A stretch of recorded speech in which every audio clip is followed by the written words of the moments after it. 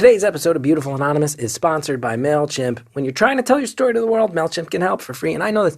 I tell you, many, many years ago, before this podcast was even a dream in my mind, I needed a mail list. I was building some momentum as a comedian, needed a way to get out there. Said, maybe I'll sign up for this thing, MailChimp. And you know what? Turn things around, man. It's so well organized. They got these templates. You can code your own. It's so easy to use, and it gets word out there on the things you want right into the inboxes of the people you want to see it. MailChimp shows you how to send, when to send, why people open an email, or why they click delete. They help you find people, help you grow your business. I can vouch for that personally. It worked for me. MailChimp can help you tell your story effectively and find the people who care about it. More at MailChimp.com. What's it take to be a real schmuck? Filmmaker and comedian Jesse Conwheeler finds out by interviewing some of the most hated people on the internet, including tech bro Martin Shkreli and the woman behind the Dear Fat People video. Hear how Jesse tracks down these notorious characters and what they have to say for themselves in her new show, Schmucks. Find out more about the show. Hear the trailer. Go to StitcherPremium.com/schmucks. That's StitcherPremium.com/SCHMUCKS.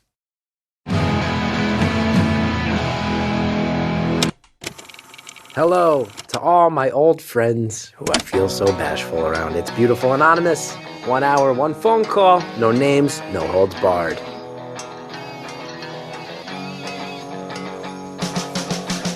I'd rather go one-on-one. I think it'll be more fun, and I'll get to know you, and you'll get to know me. Hey everybody, it's Gethard. Welcome to Beautiful Anonymous. This is a very special episode. This is our 1 year anniversary. The very first episode of the show came out this week, 1 year ago, and it's been so crazy and unexpected. I can say very genuinely that starting with myself and then with everyone else associated with the show, none of us expected it to go in the direction it has, to have had the impact it has had. And it's, I just want to say, I don't, sometimes I get personal on the show and I mention this, but just now I think is an opportunity for me to just give a very, very genuine thank you to everybody who has helped make this show happen. And most importantly, everybody who listens and supports. That I can't, it would be very hard for me to explain how much this has actually changed my life. I go out on the road now and every time I go and I meet fans of the podcast. Every time when I was doing my off-Broadway show, every performance, people would wait afterwards, say they fans of Beautiful Anonymous, and to realize that this thing has immediately turned into this community and this like underground network of people, some who, online I interact with, and many others who are just out there listening. It's head spinning. And this year I did I taped an HBO special that's coming out in May, and I know for a fact that that this podcast is like, it was a thing that's not a thing that would have happened for me a couple years ago. And I think this podcast helped elevate me to a place where that type of thing happens now. And it's nuts. It's just nuts. It's just nuts to realize that this thing has affected my life so much, and only in positive ways. And it's cool and it's beautiful. And I thank you guys for it so much. I want to make a special announcement, too, for everybody who is a fan of the show. This is something just came together last week. For anybody wondering about the future of the show, I have signed a new contract. 2 more years. 2 more years of Beautiful Anonymous. We're going to get at least 100 more episodes. And that, I tell you, I don't know if I anticipated doing at least 150 of these things when I started. Realistically, I came to Chris, to everybody involved, Greta Cohn, and I was like, I want to do a phone call thing, and everybody was like, all right, we'll try it. And then it turned into this, and even I was like, whoa. So yeah, we're going to get at least 100 more in the can, and thank you guys.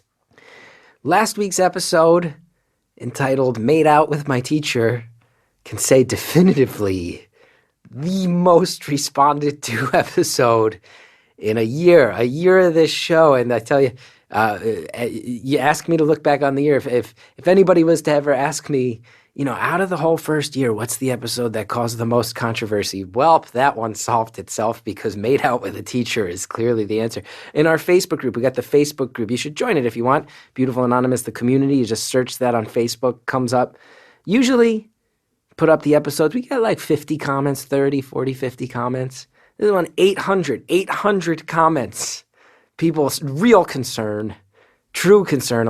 So many heartbreaking comments of people saying, I went through something similar with a teacher who took advantage of me. I thought there was one that summed it up best. There was someone who left a comment that said, I really hope this caller gets the help she thinks she doesn't need. And I think that summed up a lot of our feelings of just really hoping the caller is as okay as she said she was, and hoping that she gets any help she might need. And a lot of people super pissed off at that teacher, rightfully so. And then a really fascinating thing happened. This has never happened either in the history of the show. The caller responded. The caller started participating in the conversation. The caller went on Reddit, on the reddit.com/r/earwolf, and put up an anonymous thing saying, I'm caller 51, and here's some responses. A lot of people are saying they're worried about how much I was laughing, about how much I was brushing some stuff off. Here's what I'm thinking. You don't have to worry about me for this reason. And then that led to hundreds of responses. I put that up on the Facebook group as per her request, and the discussion surrounding that episode was mind-blowing.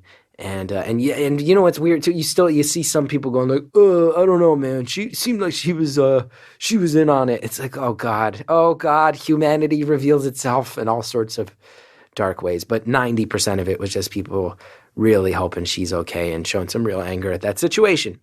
Okay, long intro today. Let's get to this week's episode. First ever time we're doing a follow-up call, second call from a caller we've already heard from. I think the caller that many of you guys found this show because our first episode was featured on This American Life. And huge thanks to Ira Glass and everyone at This American Life for turning this show into what it is. And Ron Paul's baby, that name means a lot to many listeners of this show, and it means a lot to me. If there's any one person who took a chance calling this show who helped it turn into this thing that's changed my life, it's Ron Paul's baby. If you haven't re-listened to the first episode in a while, you might remember this guy was conceived at a carnival, delivered by Ron Paul, former Libertarian presidential candidate, was looking to quit his job at Bank Tech, looking to get into some comedy, looking to really break out of a rut that he was in, screamed at some trees. And it was a guy who called before the show was even on the air and wound up changing my whole life. And we're going to hear from him again. You'll hear in the early part of the call, I'm really nervous. I'm really shy. It's weird. It's weird for me to talk to someone who I talked to anonymously over a year ago, hear from them again, wonder how they're doing. The only thing I can compare it to is it felt like running into someone I used to date. You'll hear I get way more comfortable about halfway through the episode, but in the beginning, it's weird. It's like running into an old flame where you're like, how are you? How have you been? And you're nervous. I don't know. Did being on the show mess this guy's life up? Did it help? There's so many questions that I had, and you'll hear I'm nervous. I'm bashful. But I was so glad to catch up with my old anonymous friend, Ron Paul's baby, and I hope you guys will too. Let's check in with this old friend. Thank you so much once again to everybody who has turned this show into this really incredible thing in my life. Here's to 2 more years. Thanks for listening the first year. Let's do it. Thank you for calling Beautiful Anonymous. A beeping noise will indicate when you are on the show with the host. Hello? Hello. What's up? This is my old friend Ron Paul's baby. Yeah, I wanted to talk about the NBA. The NBA. What if we had you back on the show after a year, didn't ask any questions about how you're doing, and just talked about the National Basketball Association? I might be down for that. Yeah, you saw the Lou Williams trade? I did, because he's on my fantasy team, and I'm not totally psyched about it. Not totally psyched about it, because now he's splitting those 6-man minutes with Eric Gordon, and I'm not down. Thank you for continuing your tradition of only participating in this show while in the middle of hurricane-level winds. Oh, yeah, I went to a park. Oh, that's nice. That's very nice. I made sure to be outside. To mimic the feel that. No, I pace a lot on the phone. Yeah, I do the same thing. People in my life, my mom hates it. Yeah. She always yells at me, says it makes her nervous that I pace around. Yeah, that's all I do. Is that sorry, Sally? It is a catchphrase that developed. I was trying to catch up. So you're not a regular listener. You don't listen. I drop in and out. I think a lot of people do. Yeah. So I'm happy to keep talking about the Lou Williams trade, or we can, I got some things I've always wanted to ask over the past year, whatever you want. I'm legit. Oh. I think it would be hilarious to talk about the NBA for an hour. People would kill me, but I would do it because I think it was funny. Yeah. Or I could ask you all No, the let's questions go. I have. What do you want to ask? Okay. Bunch of things. We'll get general. Okay. I'm going to try to find an alcove from the wind. Okay. That sounds good. Yeah. All right. I'm going to start with some general things and then some more specific ones. Because it's funny, because your episode cracked everything open. It was the first one, This American Life. Most people who listen to my show found it through you. Very interesting. So here's the thing. A lot of people in our Facebook group, a lot of people on Twitter, one of the common things I hear is a lot of people saying, like, I want to call your show, but I'm scared because what if people in my real life recognize me? So I guess my first question is, you more than anybody probably can speak to if that happens and what it's like. Yeah. Yeah, it went around. My brother heard it and then, like, got people in my family to listen to it, which wasn't exactly thrilling to me. Yeah. But I don't know. Mostly it was surprising how well it was received, when to me it felt like, oh, that was a real low point. So you called during a low point in your life and people actually positive feedback. Oh, yeah. Did you? Yeah. Yeah. I mean, I remember. Did it seem like I was doing great? Yeah. No, I mean, I remember it. Bank tech. I remember that. Yeah. Yeah. Now, I understand. I listened to This American Life. I believe they said you left bank tech. Yeah. So what's it? Okay, so talk to me. So people in your life, generally supportive. Has anybody ever recognized you by voice? Yeah. Have you ever gone into a store and then the clerk at the store is like, wait, are you Ron Paul's baby? No, that hasn't happened. Okay, that's probably... I expected there to be more people that would find me in some way. Yeah. I was surprised that didn't happen because the clues are out there. Look at that. You're leaving it. If anybody, so people who want to go back to the first one, a very ominous, the clues are out there. Yeah, there's enough information that I thought it'd be easy. Yeah. Oh, here the wind's kicking up. Yeah, Jared has already said he really has to find a place without the wind. He really has to. All right. Whatever we can do. I can do that. Whatever we can do. Ron Paul's baby. So how, outside of, I mean, that's the first question I wanted to know is like people affecting it. But here's another question I have for you that's kind of the... yeah. Oh, this is awful right now. We'll deal with it. I think everybody will be so excited to hear from you again. Yeah. We'll deal with it. But if you can find a place without omnipresent wind, I see. Yeah. Yeah, Jared. I'm watching him just cringe. You think cringe. it's less windy inside the woods? Inside the woods, you're gonna wander into the woods. Yeah, let's go inside the woods. There's a nature trail, but wherever you are right now is good. Oh, is this good? Maybe the wind has just stopped. Who knows? Yeah, it's okay. It's dying down. Yeah. So all right. Let's talk about better things than the wind. Yeah. And what's up? Hit me with a question. Comically, there's the wind again. So okay, so I asked you like if people in your life found it, how that went. Here's another thing. I've seen so many people online say that your episode changed their lives. Like dozens, if not hundreds of people who say things like adjusted their thinking or like they quit their jobs. Like, how does that make you feel to know that there's like dozens of people who quit their jobs because they were inspired by you? No, I didn't know that happened. I think that's great. Yeah. Yeah, I'll say it right now. Quit your job. If you're working right now, just leave.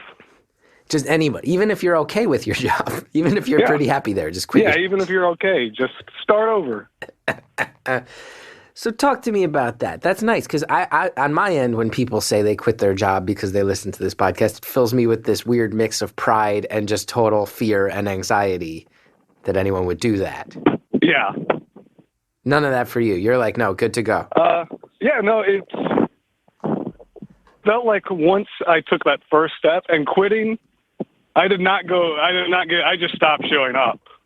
Really? Oh, you ghosted them. Yeah, I got up one day and was like, okay, this is done. You just ghosted Bank Tech.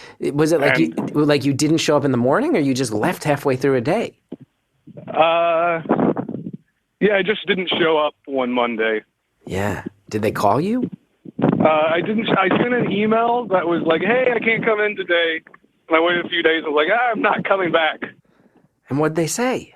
I didn't really get a response. I just got my last paycheck and like notice that my healthcare. Bro, you got to get out of this wind. Like, not just for the quality of the podcast, but because it sounds like an unsafe level of wind. All right, I can do an old callback and get inside a car. Yeah, get inside a car, just like last year, man. Let's do that, because this is an unlistenable amount of wind. Now I've got a Hyundai Accent. Oh, you've got some sort of Hyundai. The second word was swallowed up by, again, the tornado that you are in the middle of. What is going on where you live? Accent. An accent, a Hyundai accent. Able to discern from Ron Paul's baby. Why do you live someplace so windy, man? Here, I'm getting back. Here's the car. Wait, you're in the car? No, I'm going for the car. I'm standing by the car. Yeah, let's get in the car, man. Here we go. What if this episode was just sponsored by Hyundai Accent? If the last year was just very long con, windy. If your life is windy and full of chaos, scream your head off and buy a Hyundai Accent. There you are. Do we need to do a Blue Apron or anything? I like that you're giving me the business, Ron Paul's baby. But so what were we talking about? Just I quit my job. I stopped showing up. They just cancel your health care right away. Yeah. Oh, I cashed out my 401k and just did nothing for like 5 or 6 months. That's cool. And how are you feeling now? That's the big question. How you doing? I'm doing good. I'd say right now, big picture, my life's very good. The last few weeks, I've had a bad month. Oh, no. Oh, no. But, no, not that bad. Okay. Compared to overall, compared to where you were at. Seasonal stuff and depression. Yeah. Oh, I'm dealing with that too, big time. But, yeah. But I started therapy in the last month. Oh, nice. That's cool. How do you like it? Oh, it's good. It was the first, like, therapy session I had. I felt great for a couple hours afterwards. Then I just got irritable about everything. Yeah, well, it dredges so much to the surface. So I could tell, like, oh, it worked. It actually brought some things up. Yeah. Yeah, it's cool that you're going for it, though. And they do that, they did, like, an 8-page questionnaire about, like, all your issues. Oh, I don't think I've ever done that. And then I was just sitting there thinking, like, oh, you've never done that? I thought that's just how they started therapy, to, like, diagnose you. They just ask, like, every question. Yeah. Like, how sad are you? How sad have you been? Yeah. And then it was the kind of thing where I was trying to judge her reaction, because I was like, I don't know if everybody is saying yes to all of these questions. So you're checking yes on all those boxes. Yeah, and then so when I got to a no, I'd be like, okay, good, no. So you're immediately insecure about what your therapist is thinking about it all. Yeah. Yeah. That's cool. I was trying to get my read on her. I'm glad you're doing that. So I want to know, walk me through some of the I feel like everybody listening, like you're pretty beloved. This community, actual millions of people have heard you. I'm a cult hero. You're a cult hero. Actually, millions of people have heard your story. So walk us through the bullet points of what's been going on since that episode dropped. What are the highlights? The lowlights of the year? How have things changed? How are they the same? I want to know everything. All right, I've got... Yeah, really, I feel like I don't have stories for a long time because I just took time off and didn't do anything. That's great. I started substitute teaching in August. Oh, nice. Yeah. Working with kids? Yeah. It was nice for a while, then it got getting to be too much. Wait, if I remember your episode, weren't you interested in, like, working with special needs kids? Yeah, I have stories related to that. Like pinning them down, you wanted to, like, pin them down and stuff and sit on them and stuff, right? Yeah. Did you ever get to try that? Yeah, I talked about the big bean bag. Yeah, I remember that. I did not get to drop the bean bag, but I was in a situation where like another teacher threatened the beanbag, and then I got to stand there like, oh, this could be the moment. But I didn't drop any beanbags on a kid, but I did put a kid in like a bag. You put a kid inside a bag? It's like this lycra. It's kind of like the morph suit material. Uh-huh. You know what I'm talking about? Like a Green Man suit? You don't have to explain a morph suit to me, my man. Okay. Oh, yeah, that does make sense. The Chris Gethard Show. I mean, the Chris Gethard Show, we spent, especially in our public access days, morph suits pretty much, I would say 30% of the comedy of the show revolved around morph suits. Yeah. I remember. Yeah. You were old school. It's like this sensory deprivation kind of bag, and you put them in it and zip them up and just have them like kick and punch around to tire themselves out. And this is like if a kid's physically out of control. Yeah, it was this really hyperactive kid. He'd just get up out of the classroom and sprint down the hall, and then the kindergarten teacher would be like, you got to go catch him. Yeah. So for about 6 weeks, my job was like, I just chase this kid through the hallways and like carry him back to class. This one individual kid was the bulk of your job. Yeah, they put me in there to be like, you're going to wrangle this one kid. In a very real way, I got to live my dream. Yeah. Yeah. Put a kid in a bag. But yeah, I put a kid in a bag and then shot a syringe of Vyvanse into his mouth. What's that? Vyvanse, it's like ADHD medication. Oh, okay. And I assume he was prescribed this drug. Yeah. Yeah. Okay. You're not... Yeah, I didn't just do it out of my own choosing. It wasn't my call. So you said you did that for only 6 weeks, though, huh? You said for about 6 weeks? Yeah, because I've done different, like, subbing assignments and dropped them. That's the beauty of it, is you can take off days whenever you want. Yeah. And is that what you're still doing? Are you substitute teaching? Yeah, I've still been doing that, but... No, that was the best part, is this last month when I wasn't feeling great, I just didn't work for most of the month. Well, yeah, I mean, that's nice. Like, I gotta say, like, there's something to be said for setting up a life where you can accommodate. If you're like, yeah, you know what, sometimes I just need to go off and do my own thing, you know, fix my head up, get off the grid a bit, to set up a life where you can do that. I think that's improvement, right? Yeah. Yeah, no, it's really nice. That's cool. And I will say, too, you sound less stressed out than you did last year. Yeah, that's true. It's hard to look back and imagine how stressed out I was. Yeah. Like, it doesn't feel like the same reality of a year ago and then how I feel today. Yeah. So things have changed. Yeah. That's nice. What's going on? And it was something like, once I got a few changes going, like, it felt like momentum just kept going in my favor. That's cool to hear. And when you say momentum kept going in your favor, what's that mean? What else did it, as that started rolling, what's that entail?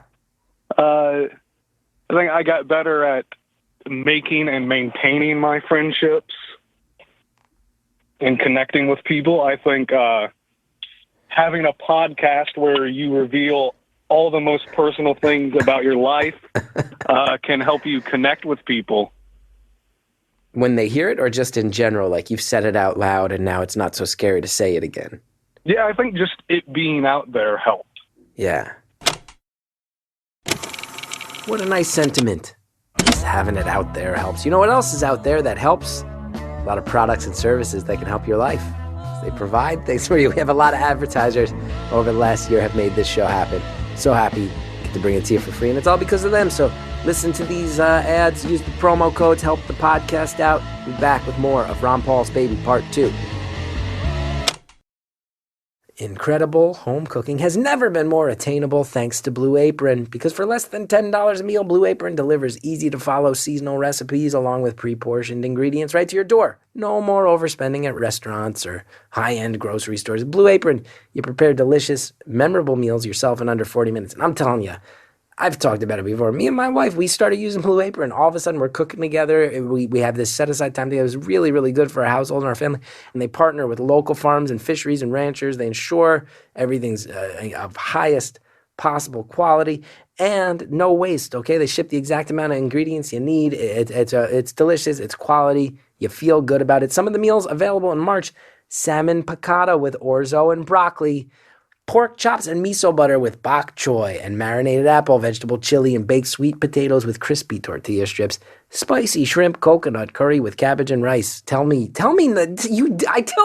none of those appeal to you. You're a liar if you do. Check out this week's menu. Get your first 3 meals free with free shipping by going to blueapron.com/beautiful. You'll love how good it feels and tastes to create incredible home-cooked meals with Blue Apron, so don't wait. That's blueapron.com/beautiful. Blue Apron is a better way to cook. Look, maybe you're hiring. Maybe you're someone in a position to employ someone else. But where do you post to find the best candidates? Posting your job in one place is not enough to find quality candidates. If you want the perfect hire, you need to post your job on all the top sites, and now you can. ZipRecruiter already has 9 million resumes you can search through in their database. You add multiple people to your account, make it the most efficient for your team to find the best hire. With ZipRecruiter.com, you can post your job to 200-plus job sites, including social media networks like Facebook and Twitter, all with a single click. ZipRecruiter, it's like a search engine for finding and posting jobs. Find candidates in any city, any industry, nationwide. You post once, you find all the quality candidates. You don't have to juggle tons of emails and calls. You just screen people quickly, rate them, hire them right there. And if you have any issues, they got friendly and human support staff ready to help. Find out why ZipRecruiter has been used by over 1 million businesses and featured on Forbes, Wall Street Journal, Time, New York Times, all kinds of places. And right now, my listeners can post jobs on ZipRecruiter for free by going to ZipRecruiter.com/beautiful. That's ZipRecruiter.com/beautiful. One more time, try it free, ZipRecruiter.com/beautiful. All right, thank you again to everybody who advertises on this show.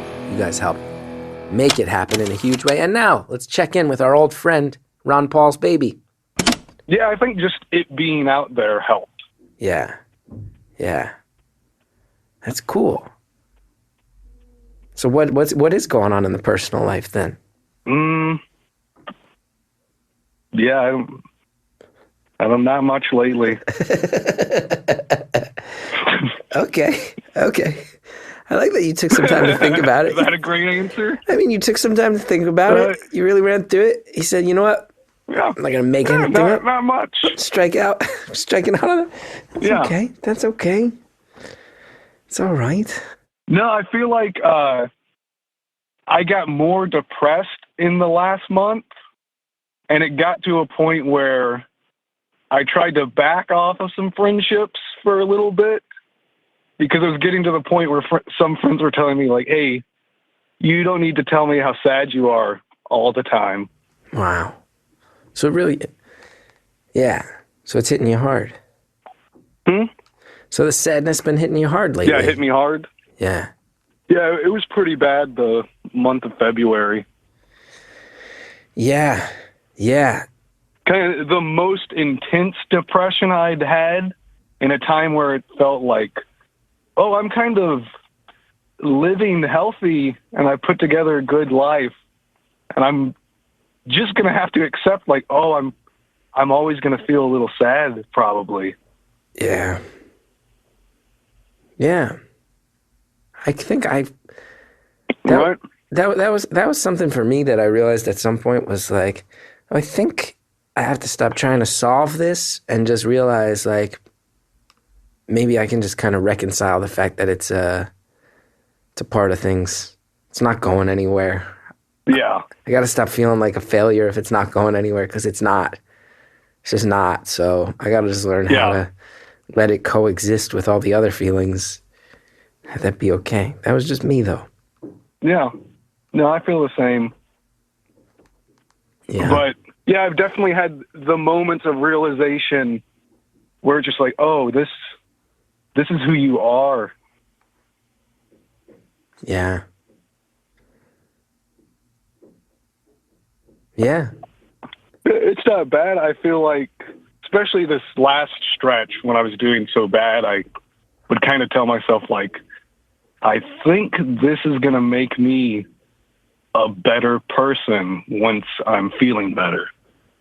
Yeah. Any shit hit the fan? Like, what were any, like, was it just like a general malaise, or did you have like actual stuff where you felt like bottoms falling out? Yeah, I'd been working at a kindergarten all through January. Here, I'm stepping outside. How's the wind? I hear it coming back almost immediately, nice? But not as severe as it was. Yeah. Okay. All right. Yeah, there it is.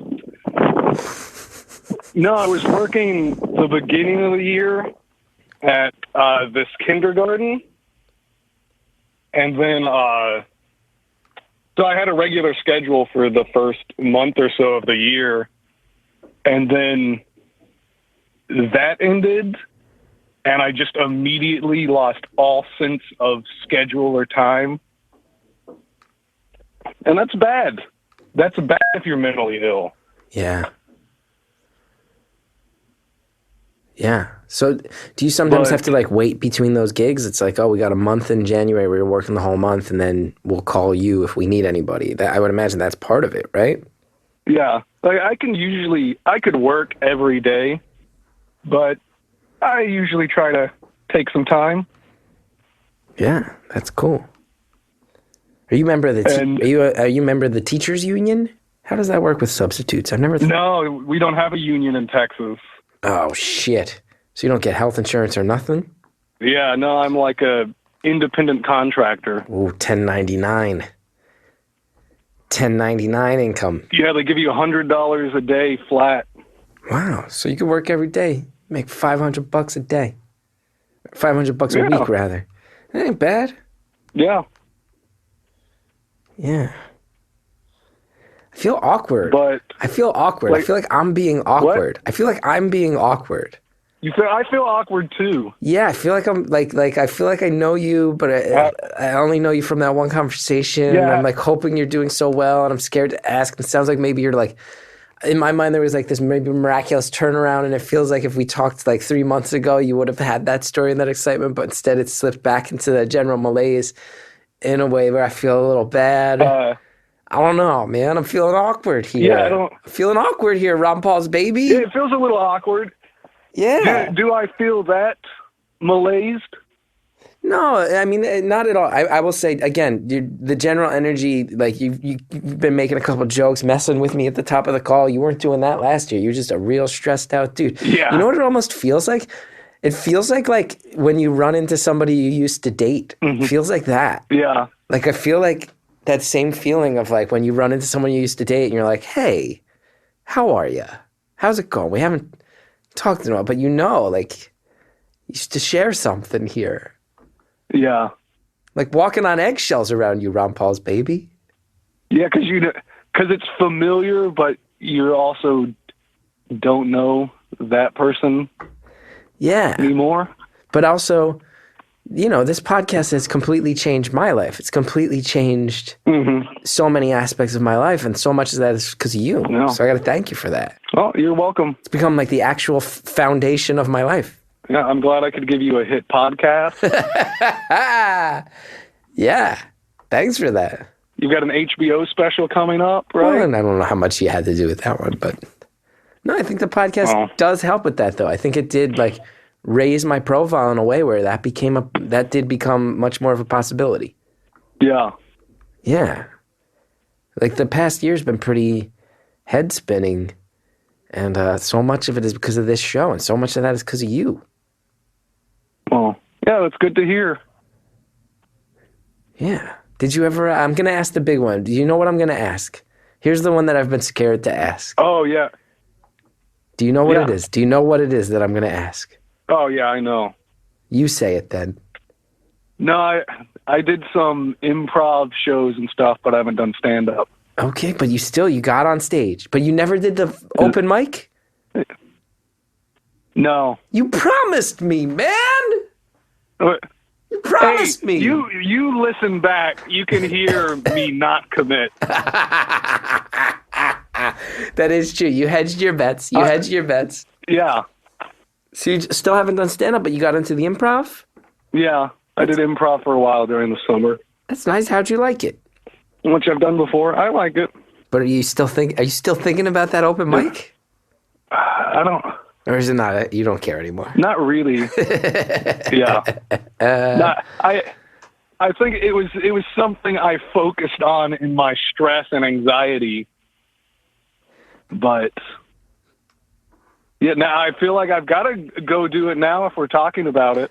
Yeah. What do we got to do here? But it felt like other things were going well in my life, and I felt fulfilled and creatively fulfilled.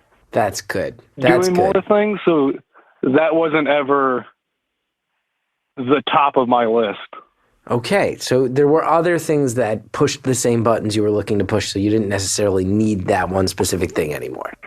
Yeah. What were those things? What jumps out as this creative fulfillment that helped put out that fire? What are some of those things? I was painting a lot during the summer. Oh, that's awesome.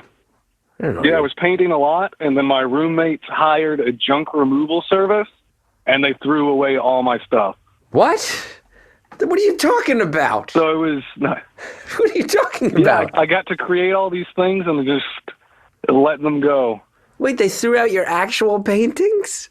Yeah, they threw out everything I had in the garage ready to move. This junk removal guy came and just threw everything out. Why? Wait, did you have any warning on this? I lost some boots. You lost some boots? They threw out your paint and your boots? Yeah, I woke up and everything was gone. Yeah, I made some people give me some money. You made... So that sounded... I fought that battle. That sounded badass. I made some people give me some money. I was just like, you're gonna pay for this. And you meant money-wise, not like a supervillain way. Yeah, not like physically. Not like, you will someday pay for this. Like, actually, here's the monetary value of the belongings that I'm missing, and I would love some money in exchange. I made an itemized list and just sent it to someone and was like, here, send me this money. Yeah, that's better. And then I think I did it with such confidence that it worked immediately. And I was like, oh, you didn't have to. Wow. So did they throw out all your painting supplies or the actual paintings that you made? Actual paintings and supplies. Oh, that's a bummer. But wait, hold on a second. What? There's not, and this was zero warning. This went from, you just woke up one day, it was all gone. They didn't say, you didn't have any warning? Ooh, look at that. They said, like, we're going to hire a junk removal service. And I was like, I don't want to do that. And then they did. And then I got my stuff thrown away. And how much warning was there? Like, you could have conceivably set aside all the things you didn't want removed by a junk removal. Well, I kind of thought, like, oh, this doesn't look like junk. Oh, yeah. You thought that junk removal guy would have seen art and said, hey, that's fine art. Yeah. I'm going to walk in the other direction. Yeah, no. He did not have the same appreciation for art as I did. That's a real bummer. And you still live with these people? No, that was when I was moving out. So you stopped painting after that? You didn't get back on the horse that threw you? Yeah, no, I actually haven't. I didn't think about that. You never thought about... So painting was bringing you all this joy, and then someone threw it out, and that was traumatic, so you just never paint again. Yeah. That's it didn't seem that traumatic. Okay, that's fair. That's fair. So all right, where are we at here? You got some more questions? Well, yeah. I mean, you're telling me that you didn't have to do the open mic because of creative fulfillment. Painting was one of those things. Then all your paintings got thrown out by a junk removal person. You sent an itemized list. You got your money back, so you moved on from the actual whole field of visual art at that point. What else? What else has happened in the past year that's helped address some of the things you talked about last year? Walk me through it here. I want to know more. I don't know what else has been going on. Let me think. So that was it. Most of your years. I taught some art classes. Oh, that's nice. Yeah. What? I can't. I taught some art classes in kindergarten. Oh, that's nice. And would have kids like draw their dreams or their feelings. Ooh. How'd that turn out? Oh yeah, it was fun. That's good. That's good. Why is this so awkward? Why is it so awkward, man? What? I don't know. What's going on? You're feeling it too, huh? Yeah, no, definitely. I feel like what was that painting story? What painting? That didn't feel like that went many places. No, I liked it. And then I got sad. I got sad because the junk removal service, and then that sounded like a thing that would send me into like a real crazy amount of emotion. And you were like, no, at the end of the day, I sent an itemized list, got my money back, and just moved on from art. That's fine. Yeah. I just can't believe the whole past year has been like painting a few months and then sticking kids in bags. Yeah, that's been the highlight. All right, that's fair. Any other screaming? Do you ever scream anymore? You just scream into the sky in a rage anymore? Or was that just a one-day only thing? Yeah, oh no, I scream. I'm a screamer. Is that true? You still do scream? No, I had a moment in the last few weeks where I was frustrated, and then I drove my car to the mall parking lot. Like, I'm just going to scream for a second. Really? So screaming has become a habit. The mall parking lot. Why the mall parking lot? Yeah. I was going to Barnes & Noble. Oh, okay. Okay. And what, do you scream just general screams or actual words? Just general, just guttural. Yeah, I could use a few of those. I got a lot of anxiety lately. I haven't really talked about this with anybody except you. You're the first person I've really admitted that to. Was it about anything in particular? Well, I'll tell you what. It's a very strange thing. Because most of my life, and most of my career in particular, I was very much an underdog and a failure. You know? That's just a fact. Mm-hmm. Most of the people who liked me because I was very visibly a mess and an underdog trying to break through. But then because of this podcast, Mike Birbiglia's movie, I did this show off Broadway, HBO, I'm not an underdog anymore. And it's led to this weird feeling where it's like, well, then what am I? Because you can't sit around claiming to be an underdog when you're not one anymore. You can't. Nobody wants to hear the whining of someone who's doing visibly better than they used to be. You know, at that point, it becomes whining instead of what it used to be, which was me just honestly saying, hey, yeah, I'm kind of a little bit of a train wreck, but I'm going to be totally cool with that and be proud of that.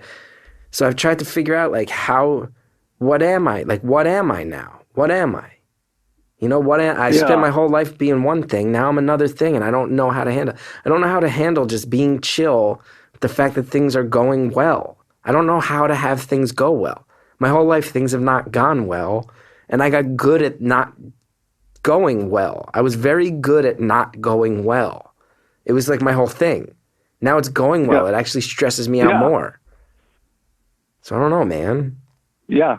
You're having an identity crisis. Yeah, a little bit, but like a very, very privileged one, like a very, very entitled, privileged one where it's like, things are better than they used to be, and it makes me nervous. Like, fuck you, dude. Like, I think that in my own head. I'm like, fuck this.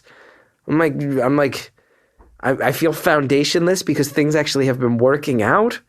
What a fucking crybaby I am. And then meanwhile, there's people with like really horrific problems in the world, and I'm sitting around stressing out because things are going okay.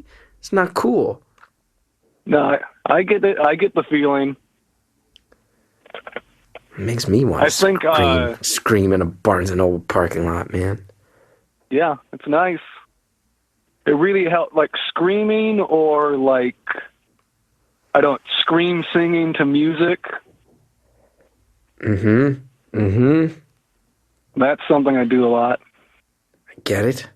So what do you have to... That's a help. All the people in this world, and I'm talking actual millions because of This American Life, we all know. Actual millions of people. Yeah. Identified with you. Inspired by you. Regular dude, gutting it out in Texas, screaming in a Barnes & Noble parking lot. What advice do you have for the world? What thoughts do you have for the world who has spent the past year discovering you and being inspired by you? Bet everybody's waiting on bated breath. They want to know. This hero, this salt of the earth hero, he's going to give us his advice when we come back. First, though, we got a lot of advertisers. They help us bring you this show for free, and we're psyched to hear from them. So use those promo codes, help out Beautiful Anonymous, and we'll be back after this.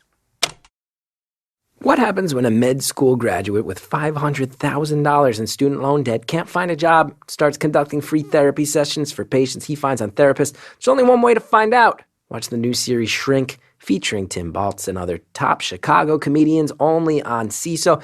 Everybody knows people come out of Chicago, killer comedians, and everybody knows CISO.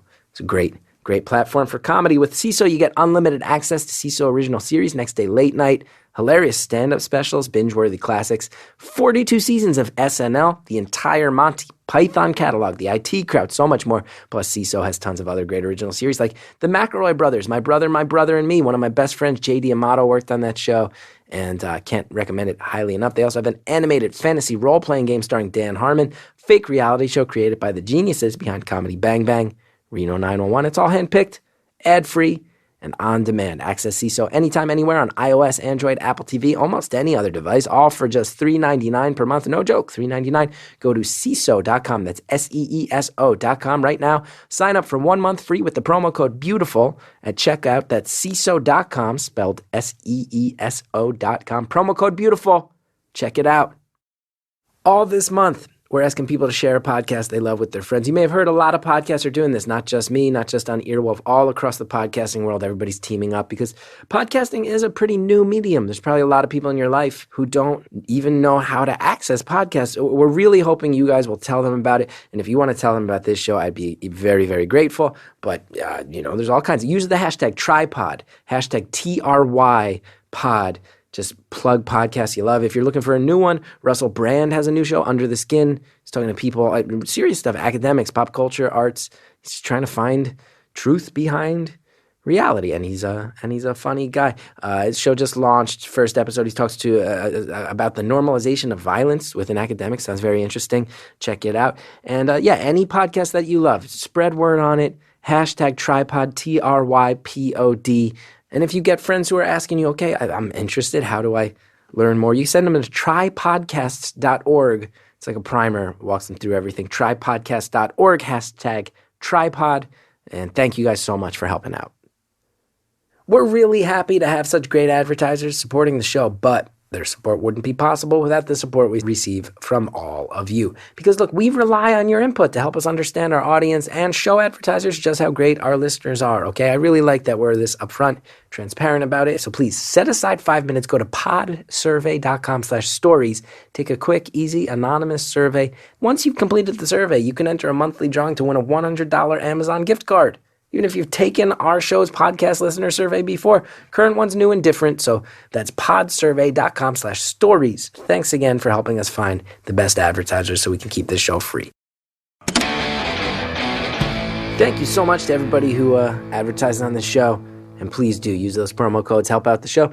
Now, let's finish it off. Ron Paul's baby has returned. Let's hear how he's doing. What advice do you have for the world? What thoughts do you have for the world who has spent the past year discovering you and being inspired by you? Oh, I don't know. That's a lot.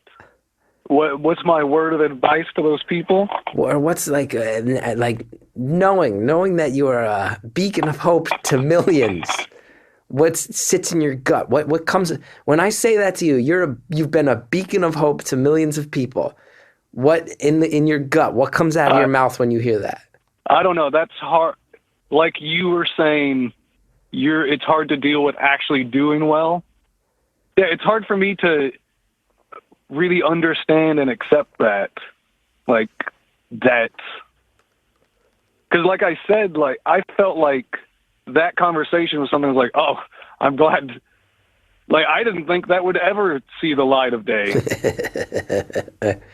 And it was the kind of thing that was like, oh, that was my low point. Let's move on from that.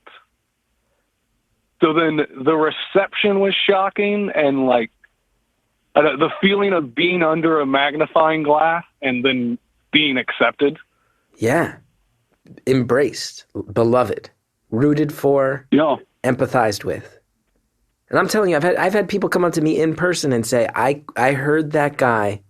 I quit my job. I rearranged my whole life because of that guy. And they're talking about you, man. Yeah. No, that's unbelievable to me. Yeah. Meanwhile, you're running around, you're chasing a kid down the hallway so you can throw him in a morph suit. Yeah.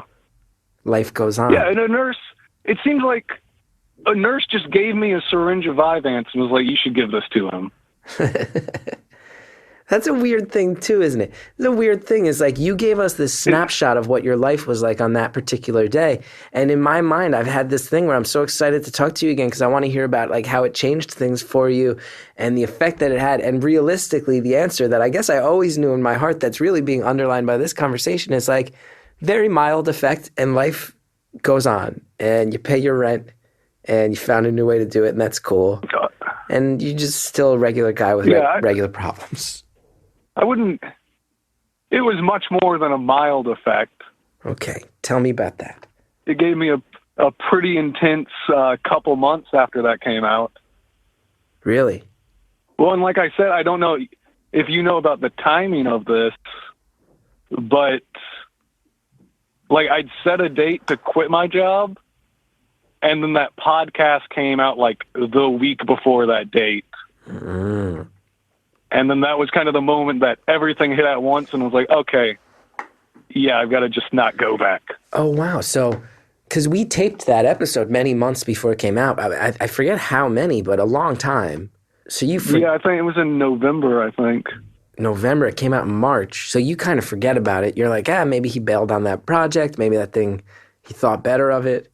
And then I drop it right into your lap when it's time to pull the trigger. Yeah. Wow. No, actually, I skipped work that day and then woke up to just like my phone blowing up. Your phone blowing up? But from who? From whom? Friends or people that listened that knew me. So this thing explodes and then all of a sudden you're like, oh, wait, this is real. So it did spread. Yeah. It wasn't like the secret in your life. Like people knew. Yeah, people knew. If you knew me and listened, you knew immediately. So what about when it was on This American Life? That must have been nuts. Yeah. What's that like? What are the calls like that? Because everybody listens to This American Life. So what are the day that airs? What's that like for you? What's that day like?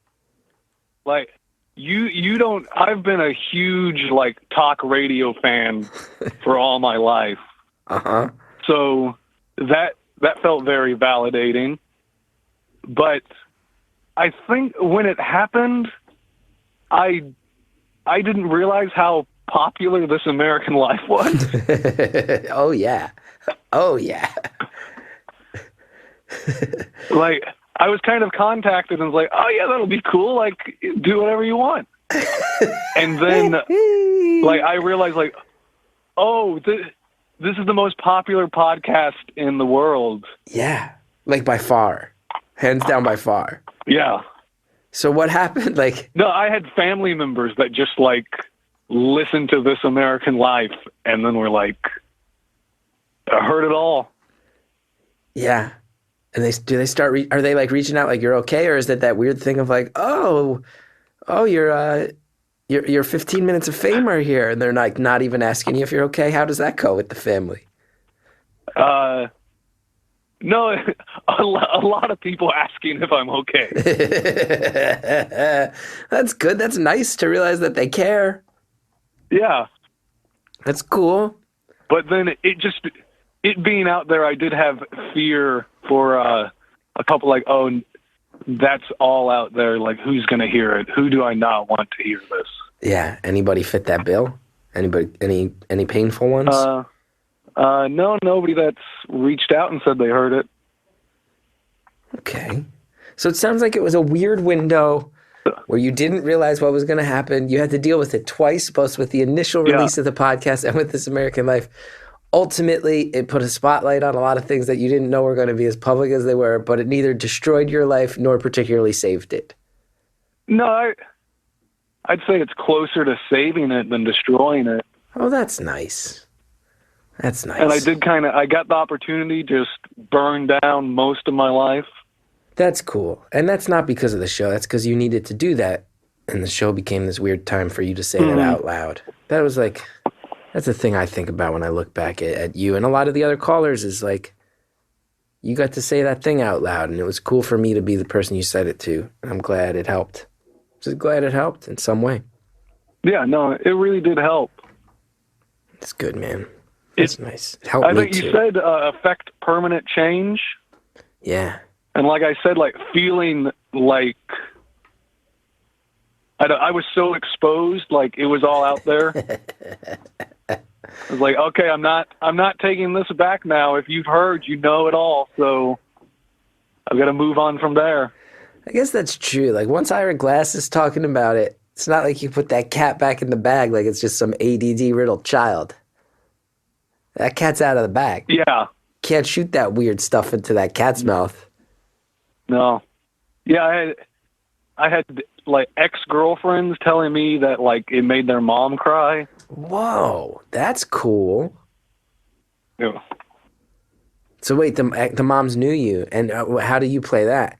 Are you single? Are you single right now? Yeah.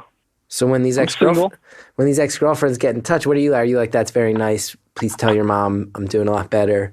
Or are you like, oh wow, look at that. Hey, by the way, I'm Ron Paul's baby. Maybe we should reconnect. Maybe it's how do you play that? Do you use that? Do you use that 15 minutes of fame? Try to get back in with the ex-girlfriends? Yeah, no, I used it. I've definitely Really? Let's see if this can get me some dates. Really? Yeah. How did that go? It went well. Really? Tell me about that. I want to It know worked, everything Chris. about that. It got me some attention. It did. From the people. Have you ever met anybody who like listens to the show and doesn't know that you're Ron Paul's baby? Have you ever met somebody who brings up the show and doesn't realize they're talking to the guy who's the very foundation of how this show was built? Yeah. Really? Or I've had people mention it and talk about it. And do you reveal yourself? Do you go, oh, did you ever happen to listen to that one? No, usually I play it low key. Yeah. So how do you try to get dates out of this? Tell me about that, because that's making me really happy. Tell me what's the game like on that? How do you try to be smooth with that? Oh no, it worked the one time I reconnected with that ex and we hung out a lot during the summer. Yeah. That's cool. Your old pal Gethard helping you out on that one. I did put I had Tinder for a while, and I put that I was on This American Life in there. No way. That's my brag, yeah. So you were no one asked. So it didn't work at all. But you were actively trying to use your appearance on This American Life to get hooked. You were trying. I was going to use it. You're trying to get hooked up a little bit. Well, then it was the kind of thing that if I actually a girl asked me about that, I'd have to, okay, listen to this podcast then. Yeah, that one might backfire. Decide if I might be a little too emotionally intense for you. Now that you've heard the whole story of my birth at a carnival, as well as the massive amount of discontent I have with my present, this feeling of being trapped, you want to get on board with this short-term or long-term? What should this be? What do you think? Yeah. No, I find that, girls love it when you have a lot of issues with your relationship with your mother. They love that. Yeah, I think that helps. I think that helps a lot. Ain't that the truth? But you know what they do love is a man who's willing to be vulnerable and speak to his emotions. Mm-hmm. Oh, maybe not so much for you. A short. Mm-hmm. Well, most of my first dates go about like that conversation. How so? What's that? I had What's with that you, mean? where I'm just like, all right, here's it. I put it all out on the table immediately. Yeah. I don't tend to play it cool. Yeah. Okay. And then they what? They run for the hills, or they get in on it? People are like, oh, you're so brave and emotionally open and honest? Or are they like, hey, you're intense, I'm out? I think people are intrigued at first, and then they realize I'm intense. How do the second dates go?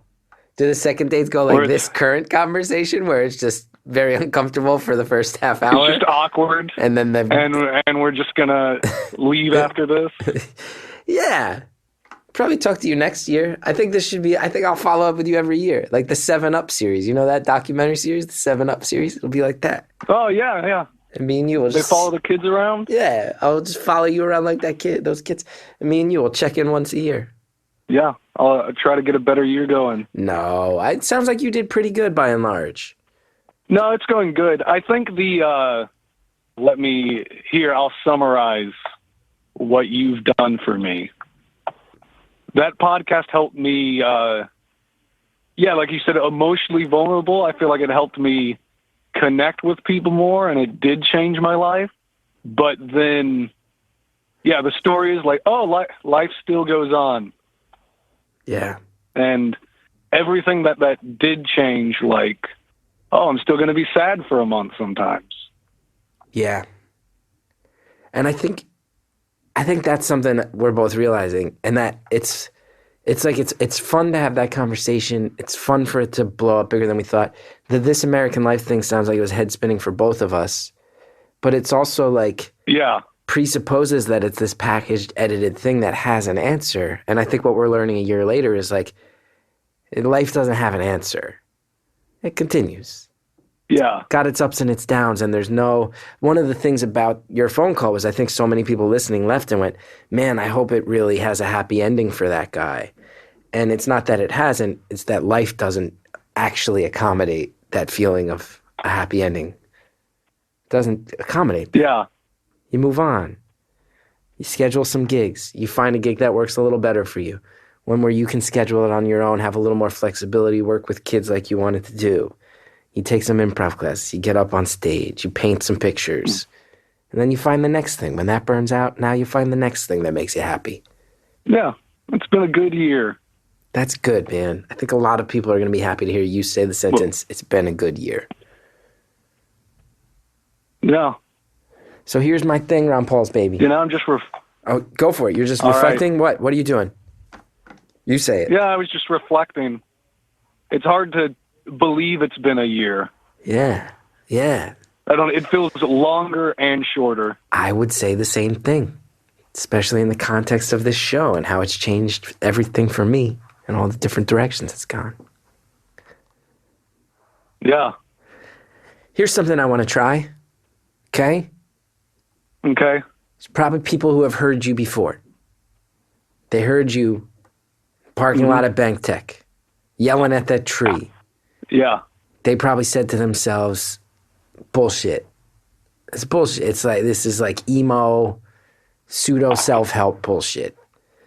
It sounds like, realistically, it did help you in some ways, but also life goes on and real life is real life. To those people who are in situations that you were in before your first call, what do you have to say to them? What do you have to say to anybody who feels stuck, who feels like they're at the beginning of that process where maybe they haven't said it out loud yet?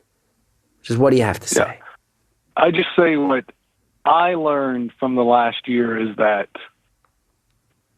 everything can change in your life quicker than you think it will. And what do you have to, what for you was the actual change? Not being on the show, not this thing that came out of nowhere that doesn't get to happen to real people. What were the things you actually did in the aftermath of that experience that affected those changes? I think it was just taking that first leap of faith and leaving that job, even though it was scary. Yeah, you faced the fear. Because, I thought about it a lot, and I didn't like the job, but it felt like one of the first appearances of stability in my life. And I think that's why I held on. Yeah. Yeah, but it was stability you didn't want. Yeah. Oh, no, I don't want stability. Actually, sounds like your current job is actually a little less stable. Yeah. I mean, 3 months of the year, the summers, you got nothing, right? Oh, yeah, I don't know what I'm going to do in the summer. No guaranteed employment. I'm trying to. Do you have health insurance? Do you buy your own health insurance, or do you just not have it now? No, I don't have health insurance. So things are remarkably less stable. I haven't. Yeah, but hey, I lied on my taxes and said I had health insurance, and they gave me a little extra money. So there's a trick. There you go. There's a trick if anybody's listening. You can. If you haven't filed your taxes yet, you can lie about it. Now, what you're calling a trick, lying to the government, other people might call a crime. Oh, no, it's fine. Oh, okay. I guess we'll just take that. I should be. I'm small potatoes to them, so I'm not concerned. Yeah. Like, that's good. That's good. Okay. But there's a tip for all the people out there. Lie on your taxes. That's what you've learned in the last year. What you've learned in the last... Take a chance. Follow your instincts. Don't convince yourself that stability is worth unhappiness, and lie to the government every chance you get. Yeah, I'd say seek instability in your life, intensity in your personal relationships, and lie to the government if it's going to benefit you. So chaos, intensity, and crime. Those are the three things that you've learned. Yeah. I like that. I like that. But you needed a little chaos in your life. You needed some chaos. You weren't a guy who was built for that desk. No. You were built for, let's take some days off because I just want to paint. I feel like painting today, and I need a job where if I need to take a day off and paint, I can do the math, make sure I can pay my rent, and then I can just paint if I feel like it. Yeah. That's what you needed. Not everybody needs that. That's what you needed. I'd recommend it. How come you never went back to painting? I don't get that still. You said it was giving you happiness. I don't know. I hadn't really thought about it until we were talking. Huh. I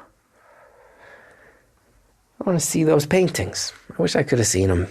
They're gone. It was very zen. What if we? They all just went away. What if you start making paintings again and we start selling them through the Earwolf store? What if we start selling Ron Paul's Baby originals? Original paintings by Ron Paul's Baby. Sell them through the Earwolf store. I'll talk to them. You think they would do it, Jared? Harry? Yeah, as we talked about how all the ways it changed my life. I tried to use these podcasts for dates. Yeah. Yeah, I'd love to monetize that. I want to help. Can we commit to that? But that's on you then to actually finish the paintings, make the paintings. Oh, I can buy some canvases and paint some. We will. I will commit. We will sell them through the Earwolf store if you want to try. And you can set the prices. You can go as big as you want. Yeah. Definitely. I'll put you in touch. Because we should Will you get a commission cut? What's the deal here? Hey, I'll step out Let's of talk that business. I mean, you're going to have to set up your own splits with Earwolf, but I'll step out of that one, man. You've already done. Are you kidding me? You've already done right by me, man. This podcast is my job now. When we aired your episode, it was an experiment, and now it's a job. That's crazy. Yeah. I've never had stability, and this podcast gave me stability, and that's because you were willing to scream at a tree and be really open. Yeah, so I gave you stability as I actively sought instability in my own life. Yeah, it's true. It's true. And now I'm feeling this feeling. It's weird because I'm saying almost that I don't know how to handle this feeling of stability and success. In many ways, kind of analogous to where you were at. I mean, I'm not slaving away at bank tech. I do my own stuff, but I'm still feeling maybe a little bit like, how do I handle this feeling of having all these obligations when life used to be chaos? I miss the chaos. Yeah. Yeah, you got to create a little bit of chaos. Yeah, I got to look for a way to shake it up. Maybe next year I'll be telling you about the ways that I shook it up. Took some big chances. I feel like I feel like I've been going bigger and doing things, and the HBO thing's cool. But I also feel like I haven't. I used to do some things artistically that were disasters in the making, and I've been playing a little safe. As things get a little more locked in for me. I want to shake it up. I'm going to do something big. Shake it up for you, Ron Paul's Baby. All right. Do you feel like you're more focused? I feel. That you're more focused on a few of your bigger projects? Well, I'll tell you the truth. I'm more scared. I'm scared. I got more to lose now, and I'm scared. I used to be daring because I didn't have Yeah. anything to lose. Now I have some stuff to lose, and I'm scared. You feel like you built some stuff up and you're going to hold on to it? Yeah, and also, like, I got a wife now and a mortgage now. When I was 28, 29, 30, when all this stuff started happening for me with the Gethard Show, I didn't have any of that. If I got hit by a bus, people would have been sad in my life, but I wouldn't have been leaving anybody behind. I didn't have anything to leave behind. Now I do. I'm scared to lose stuff. Yeah. Maybe also, you know, the stability, the fact that financially I'm actually doing well. I used to not know if I would be, any given point, I didn't know if I would be making money 2 or 3 months from now. Now I have an idea. And maybe I'm a little scared. Maybe I'm a little scared to take chances as big as the ones I used to because I don't want the money to go away. As I say it out loud. Yeah. That's not me. That's not how I've ever lived. Yeah, no. There's some freedom in knowing you don't have that far to fall if you do fall. Yeah, I miss it. I got a little farther to fall now, but I think I need to shake it up. That's my promise to you. When we talk next year, you're going to see I'm going to do something. Okay. I'm going to do something that might ruin it all. I'm going to take another big swing for you. Yeah, that's good. Do it. And in the meantime, let's sell your paintings on the Earwolf store. I'll go. Yeah, we can set that up. Yeah, the producers know how to get in touch with you. You got the email addresses, right? Yeah, I can talk to Justin. Oh, yeah. Yeah. Let's We'll figure it out. Okay. Well, I'll look. send some samples. Please do. We'll sell any bullshit you want to sell. I want to make you some cash, Ron Paul's baby. And I guarantee, you look at the feedback for this episode, I guarantee you there's going to be people who are like, I would buy a painting from Ron Paul's baby. I absolutely would. I guarantee you. Yeah. We'll make it happen. Like I said, let's monetize this. Big time. That's it. We're going to do it. And look, we have to wrap up. We're at the end of the hour. It's good to hear from you. I think for old time's sake, I think we know how we have to end this one. Yeah, you want to go first? Ah! Ah! Ah! Ah! Okay, one at the same time, and then I'll talk to you next year. Ready? 1, All right. 2, Love you. 3. Love you, man. Thank you for everything. You changed my life. Ah! Thanks for changing my life, man. Sincerely, thank you for changing my life. Thank you so much, Ron Paul's baby. And I'm sincere. We'll check in with you again next year. And we'll put some of your paintings on sale on the Earwolf store. And a huge thank you for making this thing explode and giving me this piece of my life that I never saw coming that's become such a huge, joyous piece of my life. And that goes to all the callers from the past year. That goes to all the listeners from the past year. This thing has changed my life, and to be the captain of this weird ship that's dedicated to kindness and compassion and listening, it means so much to me. And very genuinely, from the bottom of my heart, thank you. And a huge thank you to all the people who helped make that happen behind the scenes too. The Reverend John DeLore and Greta Cohn, who helped build this show from the start. Jared O'Connell in the booth. Harry Nelson is helping out so much with the fan engagement. Shellshag contribute all the music to this show. Please do support Shellshag. Want to know more about me? ChrisGethard.com. Trying to get a beautiful anonymous tour together for the end of the year. All the dates will be up on that website. If you like the show, please do rate, review, subscribe on iTunes. It helps really sincerely so much. And thank you for a great year. I'm looking forward to a couple more. And we'll see you next time on Beautiful Anonymous.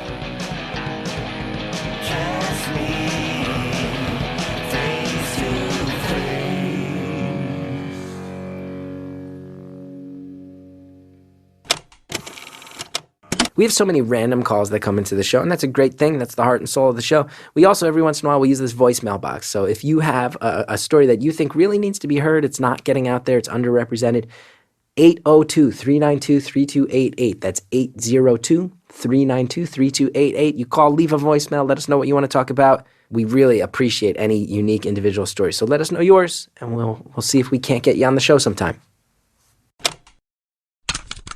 Next time on Beautiful Anonymous, guy tells us about all the things that happen behind the scenes on a cruise ship, including which crew members he fancied the most. When you're single and playing bass on a cruise ship, it gets pretty crazy in that department, huh? If you wanted to. Yeah. Well, first of all, you can't mess with the passengers or the guests, as we call them. That is like really, really no. Even as the bass player. Because of lawsuits and stuff like that, that is like the biggest rule. Obviously, it gets broken, but I didn't ever. Because to be honest, I was more interested in the Romanian waitresses. Because they look much better than the people that go on cruise ships, I'll tell you that. So. No offense to any of our listeners who are cruise enthusiasts. That's next time on Beautiful Anonymous.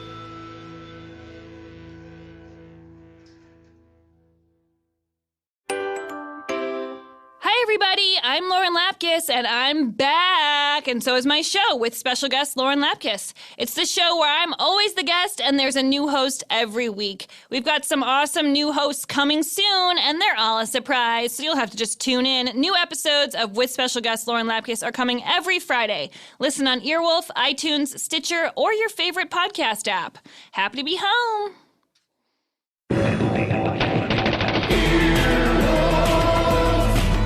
This has been an Earwolf production, executive produced by Scott Aukerman, Chris Bannon, and Colin Anderson.